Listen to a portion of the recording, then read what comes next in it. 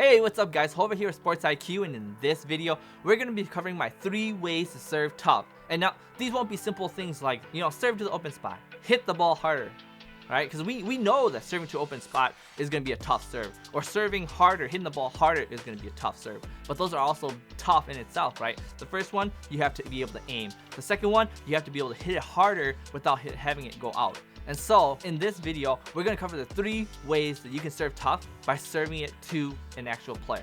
So, without further ado, let's just get started. Okay, so serving tough. This is probably something that you guys hear all the time when you guys go back to serve, serve tough, serve tough, serve tough. But what exactly does that mean, What does that actually translate to? First thing is just serve the open spot. Right? If you can serve the open spot, that's going to be a tough serve. 1, it causes confusion, and 2, it makes players move so they have less time to react to the ball. Or how about hitting the ball harder, right? By making it go faster because it gives them less time to react. Again, that's another gimme. That's not the reason why you guys are watching this video. Here are my 3 ways that you can serve tough by serving it to a player. The first way that you can serve tough, serve it to their weakest passer, right?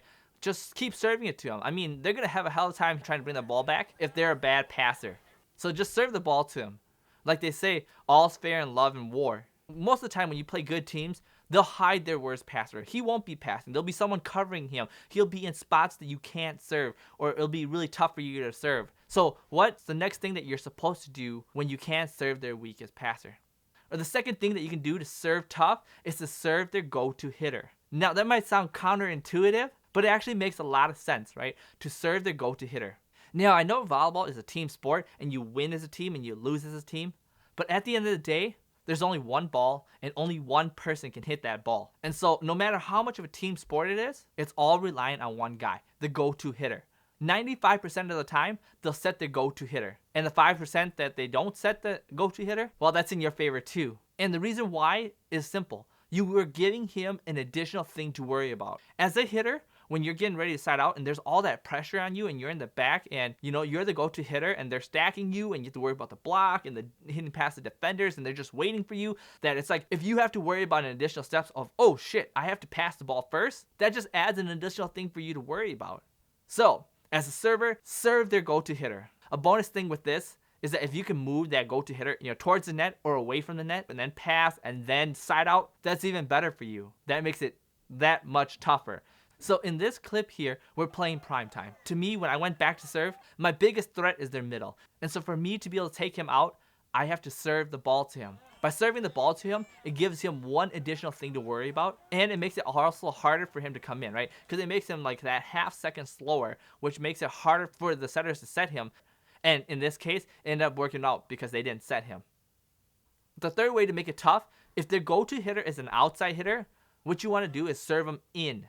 Right? And force him to come in to get the pass. Because as an outside hitter, the worst thing for you is when the ball breaks you, right? Me and my brothers always call this breaking the hitter's back. It's because they're sending the ball out too far, and it's making me break my back in order to get the ball, right? Because as the ball comes to me, now it's going too far, and I have to lean to try to hit it. So this is the worst position that an outside hitter can be in. If he's stuck on the inside, and now the set's going to come to him. So for the people who like to hit the ball inside, well, by moving him more inside, it gives their setter a narrower range to put the ball for him to hit. So if he pushes it just a little too hard, the set's going to break the hitter, and he's going to have to bend his back and break his back to hit the ball and help the ball over the net.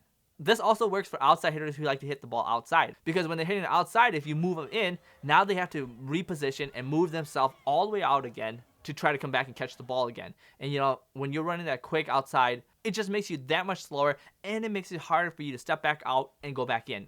Versus if they don't serve you at all and you just walk out and then go hit.